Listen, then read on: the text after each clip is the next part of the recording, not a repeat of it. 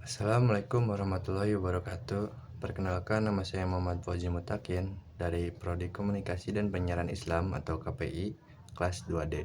Di sini saya akan menjelaskan tentang sholat Jumat serta sholat jamaah qashar dan sholat khauf guna memenuhi tugas praktik ibadah. Sholat Jumat adalah ibadah sholat wajib yang sangat penting bagi laki-laki muslim yang menjadi penanda pekanan yang penuh berkah dan kesempatan untuk berkumpul, mendengarkan nasihat, serta menguatkan ukhuwah Islamiyah. Dalil tentang sholat Jumat disebutkan dalam Al-Quran, yaitu pada surah Al-Jumu'ah ayat 9, Ya ayyuhalladzina amanu idza nudiya lis-sholati min yaumil jumu'ati fas'u illa dzikrillahi wajarul bai dzalikum khairul lakum lakuntum ta'lamun. Ayat ini secara jelas memerintahkan umat Islam untuk segera memenuhi panggilan sholat Jumat dan meninggalkan segala aktivitas duniawi seperti ketika adzan telah dikumandangkan. Sholat Jumat diwajibkan bagi individu yang memenuhi syarat-syarat berikut. Yang pertama ada Islam, yang kedua balik, yang ketiga berakal sehat, yang keempat laki-laki, yang kelima merdeka, yang keenam sehat, yang keenam mukim. Atau mukim di sini yaitu bertempat tinggal tetap atau tidak sedang dalam perjalanan musafir. Musafir tidak wajib sholat Jumat, namun boleh melaksanakannya. Adapun syarat sah sholat Jumat didirikan apabila memenuhi syarat-syarat berikut. Dilaksanakan di daerah pemukiman, tidak sah jika dilaksanakan di tengah hutan atau padang pasir yang tidak ada pemukiman. Sebagian besar ulama mensyaratkan minimal 40 orang laki-laki yang wajib Jumat. Ada pula yang berpendapat minimal 12 orang, namun yang paling aman adalah mengikuti pendapat mayoritas. Sholat Jumat harus dilaksanakan pada waktu sholat zuhur. Sebelum sholat Jumat harus ada 2 khutbah yang disampaikan oleh khatib. Syarat dan rukun 2 khutbah yaitu dilaksanakan pada waktu zuhur, yang kedua didahului sholat Jumat, yang ketiga disampaikan oleh seorang khatib yang suci dari hadas besar dan kecil serta menutup aurat. Selanjutnya duduk sebentar di antara 2 khutbah. Selanjutnya khutbah disampaikan dengan berdiri bagi yang mampu. Suara khutbah harus terdengar oleh jemaah. Adapun rukun khutbah Jumat yaitu membaca hamdalah di awal kedua khutbah, dan selanjutnya membaca sholat kepada Nabi Muhammad SAW di kedua khutbah. Selanjutnya berwasiat takwa di kedua khutbah, ajakan untuk bertakwa. Yang selanjutnya pada membaca ayat Al-Quran pada salah satu khutbah. Selanjutnya adalah mendoakan kaum muslimin di khutbah kedua. Untuk aspek praktik, yaitu imam sholat Jumat sebelum sholat, khatib naik mimbar dan mengucapkan salam, muadzin mengumandangkan adzan. Yang ketiga, khatib menyampaikan khutbah pertama, diselingi duduk sebentar, lalu menyampaikan khutbah kedua. Selanjutnya muadzin mengumandangkan iqamah. Pelaksanaan sholat Jumat, niatnya imam berniat menjadi imam sholat Jumat bila dilafalkan usolli fardhu Jumati rakaataini mustaqbilal kiblati imaman lillahi ta'ala. Selanjutnya mengucapkan Allahu Akbar sambil mengangkat tangan diikuti niat dalam hati. Selanjutnya membaca Al-Fatihah atau surat pendek. Rakaat pertama disunahkan membaca Al-Fatihah, surat Al-Ala setelah Al-Fatihah. Selanjutnya ruku, i'tidal, sujud, duduk di antara 2 sujud, lalu sujud kedua. Gerakan sholat seperti biasa. Selanjutnya berdiri untuk rakaat kedua, bangkit dari sujud kedua rakaat pertama. Selanjutnya membaca Al-Fatihah dan surat pendek. Pada rakaat kedua disunahkan membaca surat Al-Ghasyiyah setelah Al-Fatihah. Selanjutnya gerakan sholat seperti biasa hingga diakhiri oleh salam. Untuk contoh khutbah Jumat yang pertama adalah Innal hamdalillah nahmaduhu wa nasta'inuhu wa nastaghfiruhu wa na'udzubillahi min syururi anfusina wa min sayyiati a'malina may yahdihillahu fala mudhillalah wa may yudhlil fala hadiyalah. Asyhadu alla ilaha illallah wahdahu la syarikalah wa asyhadu anna Muhammadan abduhu wa rasuluh. Allahumma sholli sallim wa barik ala sayyidina Muhammad wa ala alihi wa sahbihi ajmain. Ma'asyiral muslimin rahimakumullah. Marilah kita senantiasa meningkatkan takwa kita kepada Allah Subhanahu wa Ta'ala dengan menjalankan segala perintahnya dan menjauhi segala larangannya. Takwa adalah bekal terbaik kita untuk kehidupan dunia dan akhirat. Allah Subhanahu wa Ta'ala berfirman dalam surat Al-Hasyr ayat 18. Ya ayyuhallazina amanu taqullaha wa tanzur nafsun wa qadmatat lil ghad wa taqullah innallaha khabirin bima ta'malun. Yang artinya, wahai orang-orang yang beriman, bertakwalah kepada Allah dan hendaklah setiap diri memperhatikan apa yang telah diperbuatnya untuk hari esok atau akhirat. Dan bertakwalah kepada Allah, sesungguhnya Allah Maha mengetahui apa yang kamu kerjakan. Ayat ini mengingatkan kita kepada pentingnya persiapan untuk kehidupan akhirat. Setiap detik, setiap hari yang kita lewati adalah kesempatan untuk menanam kebaikan yang akan kita tuai di kemudian hari. Jangan sampai kita terlena dengan kehidupan dunia yang fana ini, hingga melupakan tujuan utama penciptaan kita. Hidup ini adalah perjalanan singkat menuju keabadian. Oleh karena itu, mari manfaatkan sisa umur kita untuk terus beribadah, beramal soleh, dan menyebarkan kebaikan. Barakallahu wa lakum fi Qur'anil azim wa nafa'ani wa yakum bima fihi minal ayati wa zikril hakim wa taqabbalallahu minna wa minkum tilawatu innahu huwas samiul alim. Lanjut dengan khutbah kedua, yaitu alhamdulillahilladzi hamdan katsiran kama amara asyhadu an la ilaha illallah wahdahu la syarikalah wa asyhadu anna muhammadan abduhu wa rasuluh.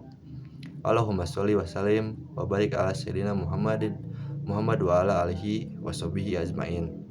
Ma'asyiral muslimin rahimakumullah. Di hari Jumat yang penuh berkah ini, marilah kita perbanyak doa dan munajat kepada Allah Subhanahu wa Ta'ala. Semoga Allah senantiasa memberikan kita hidayah, kekuatan, dan kesabaran dalam menghadapi setiap ujian. Mari kita doakan pula saudara-saudara kita di seluruh dunia, terutama mereka yang tertindas, yang sedang dilanda musibah, dan yang membutuhkan pertolongan. Semoga Allah mengangkat penderitaan mereka dan memberikan jalan keluar terbaik. Ingatlah bahwa persatuan umat adalah kekuatan. Mari kita pererat tali silaturahmi, saling membantu, dan menjaga keharmonisan dalam masyarakat. Jauhkan diri dari perpecahan dan permusuhan. Semoga Allah Subhanahu wa Ta'ala senantiasa merahmati kita semua dan mengampuni dosa-dosa kita dan menjadikan kita semua termasuk hambanya yang beruntung di dunia dan akhirat.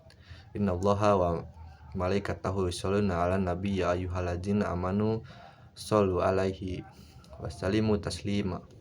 Allahumma sholli ala sayyidina Muhammad wa ala ali sayyidina Muhammad kama sholaita ala sayyidina Ibrahim wa ala ali sayyidina Ibrahim fi alamina innaka Hamidum Majid. Allahumma maghfir lil muslimina wal muslimat wal muslimina wal mu'minat al ahya minhum wa amwat. Rabbana atina fid dunya hasanah wa fil akhirati hasanah wa qina adzabannar. Subhana rabbika lazi rabbi izzati amma yasifun wassalamu ala yusrifun walhamdulillahi rabbil alamin. Baik, selanjutnya kita langsung ke materi salat jamak qashar dan salat khauf. Selain salat 5 waktu dan salat Jumat, ada kondisi-kondisi tertentu yang memperbolehkan umat Islam untuk melakukan kemudahan dalam salat, seperti salat jamak, yaitu menggabungkan, dan qashar, yaitu memendekkan. Setelah salat khauf, itu salat dalam kondisi takut atau bahaya. Baik, untuk aspek teoritis salat jamak qashar dan salat khauf. Jamak qashar takdim. Jamak takdim adalah menggabungkan dua salat fardu dalam satu waktu. Salat yang pertama, salat yang boleh dijamak dan qashar adalah salat zuhur dengan asar dan salat maghrib dengan isya. Adapun syaratnya dilakukan dalam perjalanan atau musafir dengan jarak tertentu, umumnya minimal 81 km, dan niat menjamak di awal salat pertama. Untuk jamak qashar takhir, jamak takhir adalah menggabungkan dua salat fardu dalam satu waktu yang kedua. Adapun syaratnya sama dengan salat jamak takdim, yaitu musafir dan niat menjamak di awal waktu salat yang pertama, namun akan dilakukan di salat kedua. Selanjutnya untuk salat khauf. Salat khauf adalah salat yang dilaksanakan dalam kondisi takut atau bahaya, seperti saat perang, diancam musuh, atau bencana alam. Surat ini menunjukkan bahwa dalam kondisi sulit apapun, kewajiban sholat tidak gugur, namun diberikan keringanan dalam pelaksanaannya. Untuk ketentuan, boleh dilakukan secara singkat, bahkan dalam keadaan bergerak, menghadap arah mana saja, dan tidak harus berjamaah. Dengan imam, rakaatnya pun bisa dipendekkan atau qashar.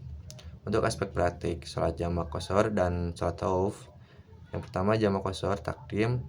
Contohnya adalah sholat zuhur, sholat asar, zuhur dan asar di waktu zuhur. Niat sholat zuhur dan dijamak di qashar dan dijamak takdim. Kalau bila dilafalkan yaitu sholli fardhu zuhri rakaataina qashron majmu'an lillahil asharu jam'an takdimna lillahi ta'ala. Yang kemudian sholat zuhur 2 rakaat. Setelah salam dari sholat zuhur langsung berdiri untuk sholat asar tanpa diselingi zikir atau amalan lain.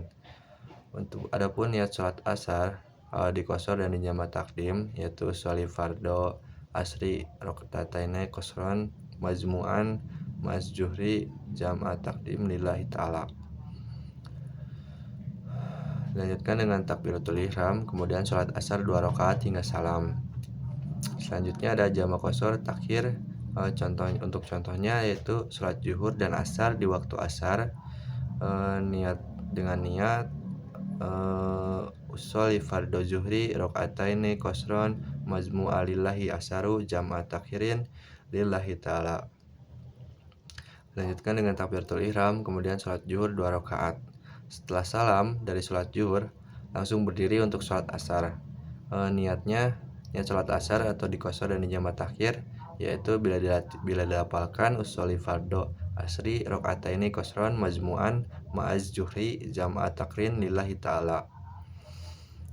Untuk dilanjutkan dengan takbiratul ihram, kemudian sholat asar 2 rakaat hingga salam. Selanjutnya untuk bab sholat khauf, yaitu pelaksanaan sholat khauf bervariasi tergantung kondisi dan tingkat bahaya. Berikut adalah salah satu contoh dan tata cara sholat khauf dalam kondisi perang dengan jamaah terbagi 2 kelompok. Yang pertama, imam membagi jemaah menjadi 2 kelompok. Kelompok pertama menghadap musuh, kelompok kedua sholat bersama imam. Di rakaat pertama, imam dan kelompok pertama sholat bersama 1 rakaat. Setelah sujud, kedua rakaat pertama, kelompok pertama melanjutkan berdiri dan menghadap musuh, sementara imam tetap berdiri. Kelompok kedua maju dan sholat bersama imam 1 rakaat. Rakaat kedua dibagi imam, rakaat pertama bagi kelompok kedua. Adapun di rakaat kedua, imam dan kelompok kedua menyelesaikan rakaat kedua mereka. Setelah imam tahiyat akhir dan salam, kelompok kedua menyelesaikan sholat mereka sendiri atau menambah 1 rakaat lagi. Sementara itu, kelompok pertama yang tadi menghadap musuh menyelesaikan rakaat kedua mereka sendiri. Dalam catatan, bentuk sholat khauf ini sangat fleksibel. Intinya, sholat tetap dilaksanakan meskipun dalam keadaan sulit, dengan prioritas menjaga keselamatan dan kewaspadaan terhadap ancaman. Boleh juga sholat sambil berjalan, menunggangi kendaraan, atau hanya dengan isyarat jika tidak memungkinkan gerakan sempurna. Sekian dari saya. Akhir kata, Assalamualaikum warahmatullahi wabarakatuh.